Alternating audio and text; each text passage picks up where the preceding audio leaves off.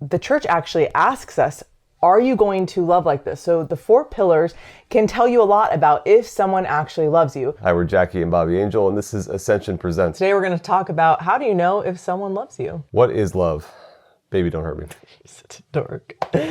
Love is to will the good of the other.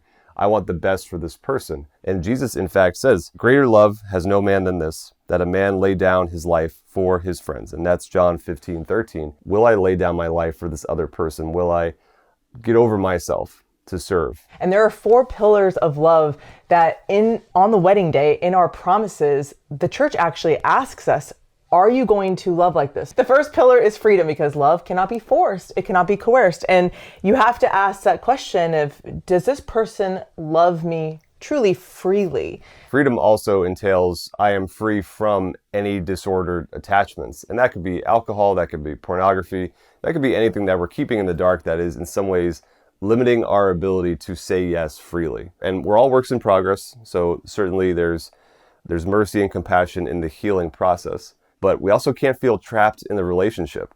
I can't be afraid to bring up something that might lead to a fight. I can't be afraid and I'm just walking on eggshells. It has to be, I'm here freely. The next one is total. Do they love you completely, totally? Not just the pleasure you give, but do they love your heart, mind, body, and soul? All of you. Because that's what we say when we come to our wedding is, I'm going to love all of you. I'm going to love your brokenness. I'm going to love the good things, your talents, the blessings, but I'm also going to love all your past, all the baggage that comes with being a human being. Like, I'm going to love all of it. And so you can know that someone doesn't really love you if they're only using you for the physical, sexual, or emotional pleasure they can get from you. And I think we all know that horrible feeling of when we are being used. And we also know what it means to use another person just because we enjoy the pleasure we get from them. We don't actually love all of them. Maybe we love the idea of them, but we don't actually love them. Do they love me when I don't look great? I don't have makeup on. Do they love me even when things are not going so well and we have problems that we have to go with and deal with? It's an unconditional love, which is the same way God loves us. It's not, I only love you on your good days. I only love you as soon as you come out of the confessional. I love you, period. And it also doesn't ask that you change. Like, I'll only love you if you do this. And love is loving you now. Now, obviously, we always are going to grow as human beings. We will change. But on our wedding day, I didn't say, I'm going to love you and who you're going to be in about 10 years. No, like, I love who you are right now and all of it. Not the thought of who you could be, but who you are right now. The third pillar of love is faithful, fidelity. And this is one that I think we all inherently understand. When I say I love you, I mean I love you and no one else. That I'm not flirting with someone else. I'm not cheating. I am not saying this with my words, but my actions are over here. We know there's an incongruence we'd say like, well, that's not love. That's not really committed love. And it's because, yes, like that is the way God has created us to be, is to be made for a faithful love, which is in the same way he loves us, that he is steadfast to us, to his people throughout salvation history, even when we've gone astray. Even when we have ruptured that relationship, God is faithful to the end and calls us to also aspire to that kind of love.